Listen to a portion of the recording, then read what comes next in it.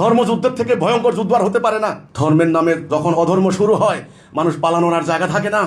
ইউরোপে 30 বছর ব্যাপী যুদ্ধ, 30 ইয়ার্স ওয়ার, এই প্রোটেস্ট্যান্ট এবং ক্যাথলিক যুদ্ধে 80 লক্ষ মানুষ খুন হয়েছে ইউরোপে।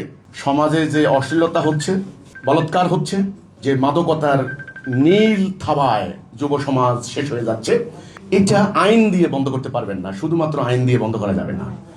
এটা একটা সিস্টেমেটিক ওয়েতে এটা কিন্তু হচ্ছে। এটা কিন্তু এমনি এমনি হচ্ছে না, এবং এটা দীর্ঘদিন ধরে চলে আসা অন্যায় অবিচারের ফল। এটা ফাইনাল রেজাল্ট।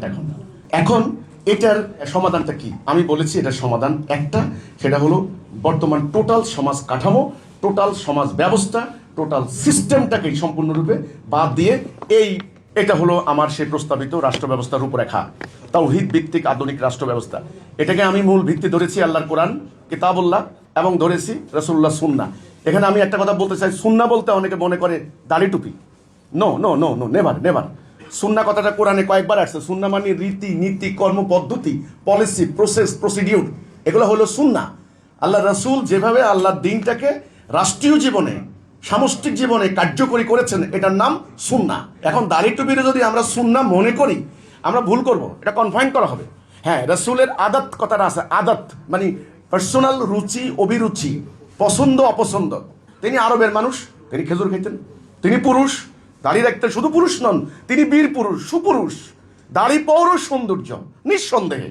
আমার কথা হলো একটা পৌর সৌন্দর্য দাড়ি আপনি রাখেন, কোনো সমস্যা নেই, কিন্তু যে মানুষটা দাড়ি রাখে না, তাকে আপনি ইসলাম থেকে আউট করতে পারেন না। এটা সুন্নাহর অন্তর্ভুক্ত হতে পারে না। সুন্নাহর অন্তর্ভুক্ত হচ্ছে রাসূলুল্লাহ কিভাবে এই বিধানটাকে কার্যকরী করে ওই মানব সমাজে বিরাজিত অন্যায় অবিচার অশান্তি দূর করে ন্যায় সুবিচার সাম্য প্রতিষ্ঠা করেছেন। এটা হলো ধর্মের মূল। ধর্মের উদ্দেশ্য হচ্ছে ন্যায় বিচার, মানবতা, মানবাধিকার, সাম্য, rule of law, rule of justice. এটা হলো ধর্মের মূল। যেই সমাজে এই শান্তি, ন্যায় বিচার, প্রগতি নাই, ওইটা ধর্ম না, ওটা ধর্মের নামে খোলস। আমাদের ইসলামের নামাজ আছে, রোজা আছে, হজ আছে, মসজিদ মাদ্রাসা আছে, ঘরে ঘরে কোরআন আছে, ঈমান নাই, প্রাণহীন ধর্ম। এইখানে প্রাণের সঞ্চার করতে হবে। আপনার বাবা মারা গেলে ওনাকে আপনি কবর দিচ্ছেন, কেন কবর দিচ্ছেন? কেন? আপনার বাবা রেখে দেন না কেন? ওনার হাত আছে, পা আছে, চোখ আছে, কান আছে, নাক আছে, চেহারা আছে, দাড়ি মোবারক আছে, সব আছে, মাটি চাপা দিচ্ছেন কেন? কারণ তার প্রাণ নাই। এখন যতক্ষণ এই মাটিতে থাকবে, দুর্গন্ধ ছড়াবে। ধর্মের নামে যখন অধর্ম শুরু হয়, মানুষ পালানোর আর জায়গা থাকে না।